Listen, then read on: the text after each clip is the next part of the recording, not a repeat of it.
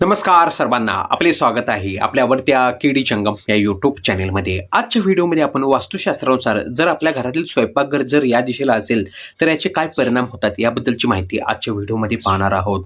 सर्वांना माहिती आहे की वास्तुशास्त्रानुसार स्वयंपाकघर म्हणजे किचन हे आग्नेय दिशेला असावे।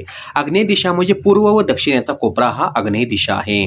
जर आपल्या वास्तूमध्ये किंवा घरामध्ये जर स्वयंपाकघर हे किंवा स्वयंपाकघर म्हणजे किचन हे जर ईशान्य दिशेला असेल, ईशान्य दिशा ही जलतत्वाची किंवा ईशान्य दिशेला देवघर असावे हे वास्तुशास्त्रानुसार सर्वांना माहित आहे। जर आपल्या वास्तूमध्ये किंवा घरामध्ये जर स्वयंपाकघर किंवा किचन हे जर ईशान्य दिशेला असेल तर आपल्या घरामध्ये हा दोष निर्माण होतो। जर ईशान्य दिशेला जर आपल्या घरामध्ये स्वयंपाकघर किंवा किचन असेल तर आपल्या घरामध्ये शारीरिक समस्या, आजारपण, मानसिक टेन्शन तसेच खास करून पैशाची समस्या, मनी प्रॉब्लेम, फायनान्शियल प्रॉब्लेम हे निर्माण होतात। त्यामुळे वास्तुशास्त्रानुसार आपल्या घरातील जे ईशान्य दिशा आहे, ईशान्य दिशेला कधीही स्वयंपाकघर हे नसावे। व्हिडिओ पाहिल्याबद्दल आभार,